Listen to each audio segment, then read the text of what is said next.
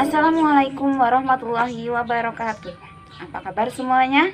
Sehat ya? Semoga kita selalu dalam lindungan Allah Subhanahu wa taala sehingga kita bisa belajar bersama, berbagi ilmu bersama. Bagaimana hari ini siap belajar? Nah, hari ini kita akan belajar tentang aplikasi turunan fungsi trigonometri untuk mencari fungsi naik atau fungsi turun pada fungsi trigonometri. Pernah mendengar tentang fungsi naik atau fungsi turun? Tentunya pernah ya. Dulu kalian pernah belajar tentang cara menentukan fungsi naik atau fungsi turun pada fungsi aljabar. Pada fungsi aljabar, untuk menentukan fungsi naik atau fungsi turun, kita menggunakan konsep turunan pertama suatu fungsi. Lalu, bagaimana dengan fungsi trigonometri? Apakah caranya sama? Nah, untuk menjawab pertanyaan-pertanyaan kita, mari kita perhatikan penjelasan berikut ini. Nah, sekarang kita akan masuk ke materi inti kita, yaitu fungsi naik dan fungsi turun pada fungsi trigonometri. Nah, hal yang harus kalian ingat di sini adalah konsep turunan pertama dari suatu fungsi trigonometri. Seperti yang kemarin sudah kita bahas ya, turunan fungsi trigonometri bisa dicari menggunakan limit fungsi, bisa dicari menggunakan sifat-sifat trigonometri, dan juga ada yang dicari menggunakan aturan rantai. Nah, misal di sini misalkan Ibu mempunyai fungsi fx sama dengan tangen x. Ada yang masih ingat turunan tangen x itu apa? Ya, tepat sekali. Turunan tangen x adalah sekan kuadrat x. Kalian juga harus mengingat fungsi trigonometri yang lain ya, seperti sekan x turunannya apa, kosekan x turunannya apa, dan sebagainya. Nah, di sini untuk menentukan fungsi tersebut naik atau turun, kita memiliki 5 kriteria. Apa saja? Kriteria yang pertama, kurva fx atau fungsi fx akan selalu naik pada interval i jika turunan pertamanya lebih dari 0. Yang kedua, kurva fx akan selalu turun pada interval i saat turunan pertamanya kurang dari 0. Ingat, kalau yang lebih dari maka akan naik, kalau kurang dari akan turun. Dan bagaimana jika turunannya sama dengan 0, Bu? Jika turunan pertama dari fx sama dengan 0, maka kurva fx akan stasioner. Lalu syarat yang keempat atau kriteria yang keempat adalah kurva fx tidak pernah turun pada interval i jika turunan pertamanya lebih dari sama dengan 0. Begitu juga sebaliknya, jika turunan pertama fx kurang dari sama dengan 0, maka fx tidak pernah naik pada interval i. Nah, kalau kita perhatikan, ternyata kriteria ini sama ketika kita mencari fungsi naik atau fungsi turun pada fungsi aljabar. Kuncinya adalah kita menggunakan turunan pertama dari suatu fungsi. Kalau pada fungsi aljabar maka turunan pertama dari fungsi aljabar, sedangkan pada fungsi trigonometri kita menggunakan turunan pertama dari fungsi trigonometri. Bagaimana? Paham sampai sini? Bisa kita lanjut?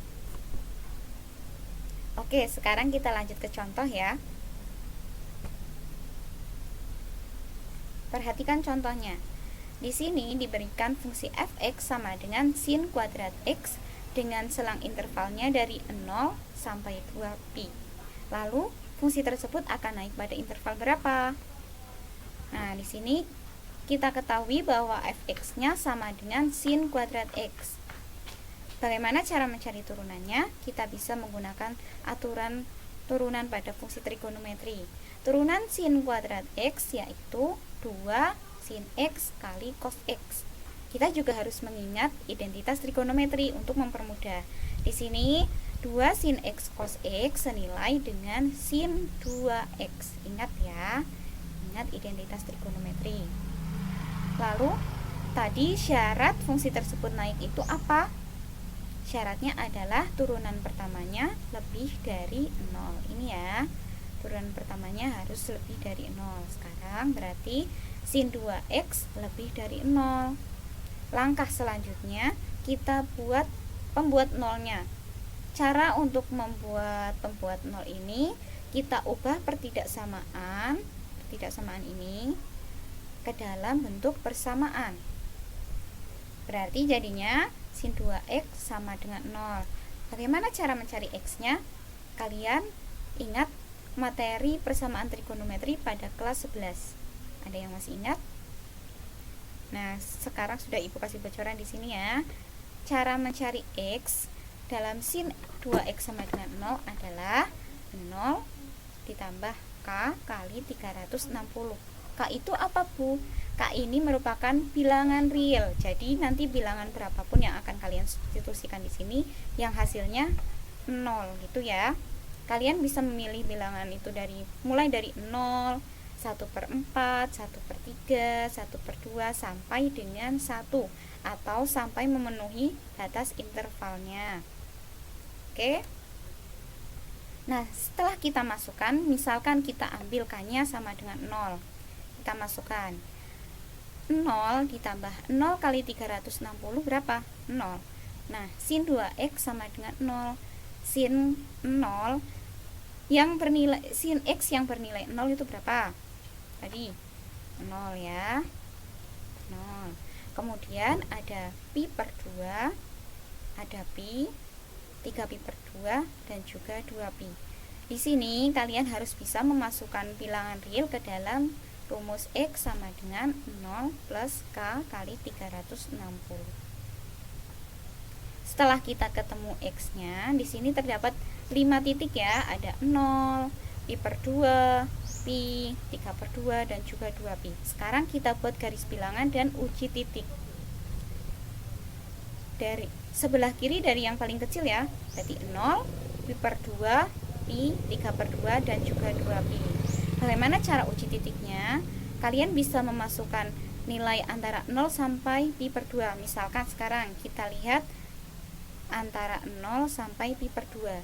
0 sampai 90. Di antara ini ada berapa saja? Misalkan kita ambil 30. Nah, nilai 30 itu kita substitusikan ke dalam sin 2x. Misalkan 30 tadi ya, sin 2 kali 30 berarti sin 60. Sin 60 berapa?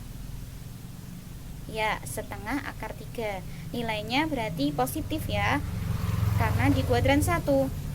Berarti di sini positif. Kemudian yang kedua, misalkan dari pi per 2 sampai pi. Kalian juga harus ingat, pi per 2 sampai pi ini berarti 90, antara 90 sampai 180. Antara 90 sampai 180 itu terletak di kuadran 2. Kuadran 2 ya.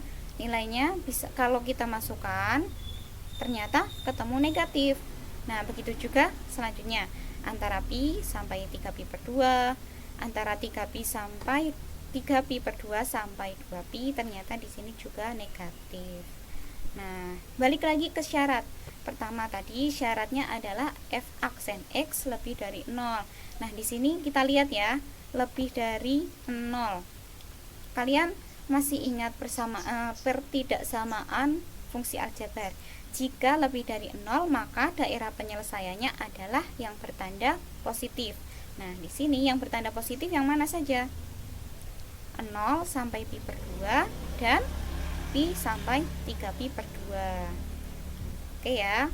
Sehingga fungsi fx sama dengan sin 2x akan naik pada interval 0 sampai pi per 2 atau pi sampai 3pi per 2. Sampai sini paham? Setelah ini akan Ibu unggah tugas pada Microsoft Teams seperti pertemuan-pertemuan sebelumnya. Nah, kalian jangan lupa presensi ya. Jangan lupa juga dalam kondisi seperti sekarang ini, kondisi pandemi, ingat kalau kalian kepepet mau keluar rumah, jangan lupa pakai masker, bawa hand sanitizer, jaga jarak, tetap patuhi protokol kesehatan ya. Tetap semangat belajar online. Sekian dari Ibu Iva.